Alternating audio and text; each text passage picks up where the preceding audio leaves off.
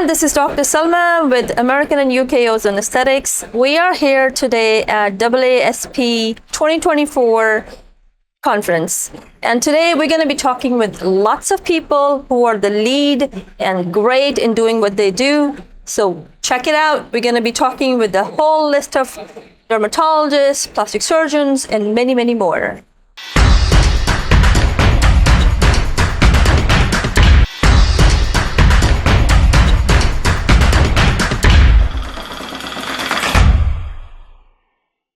Hello everyone, let's talk aesthetics with Dr. Salma, and we are here with an amazing plastic surgeon, Dr. Fahad Mirza. Thank you. Thank you so much for coming and being here with us. You're a star in your own self, really. We really appreciate you just giving us time. Now tell us a little bit about yourself, like people who don't know you, who's Dr. Fahad, and why do you do what you do? So, I got my license 7 years ago. I'm also an actor. So because I'm an actor, and while I was doing my training in plastic surgery, a lot of people have seen my journey as a plastic surgeon while I was training. So a lot of people do already know me and things about me. So I find it a bit odd to explain who I am, but I am just if four words I could say as a plastic surgeon, actor, sculptor, seeker. That's what I do. Oh, I love the last two.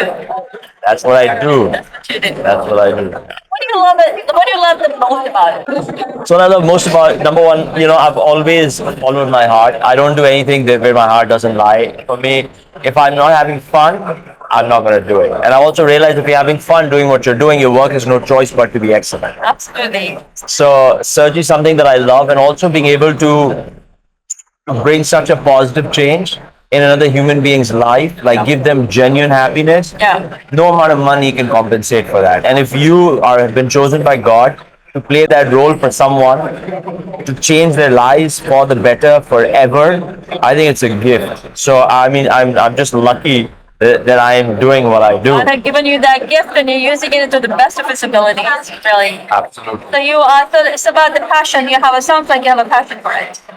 Life is nothing without passion. Life is nothing without passion. So I think your patients, they experience that passion through you. Yeah.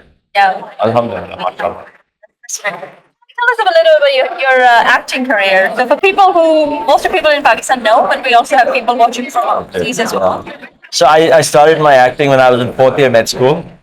As a medical student, you don't get a lot of time, so it was always that stealing time from. So I remember there was a time when I went 4 days without sleep, because in the night I'd be doing ER, and the day I'd be shooting and going back to the ER.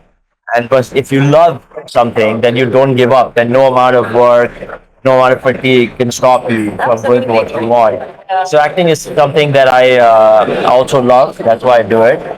And I could never really devote myself completely to it, because my primary, I'm a plastic surgeon and a doctor.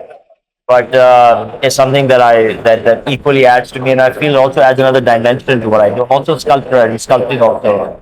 So I feel, why not? If you can, why not? So, it's important to have the passion for what you do. It sounds like you are combining arts and your passion and the love for people and everything else. And amazing, you're doing great in acting and your medicine and everything else in between. Really inspired by you, and a lot of other people watch you and they built a career around you. So really appreciate you. I think that's also another thing that gives me so much happiness, is that when I was in my medical training, I did not see anybody that I could look up to. And I did not feel that if I looked at them, I'd be like, hey, I would love to be like him. Yeah. But I'm so happy that so many doctors and so many from all fields, not just plastic surgery, so many doctors reach out to me, write to me, and they say that we want to be like you. And I feel, and ever since I was a child, I used to pray to God, Ya Allah, make me a beacon of shining light in the darkness. And it's lovely that actually it has come true. In Pakistan, it seems like, especially, that sometimes there's social pressures, parent pressures, and a lot of people end up doing something they don't necessarily like.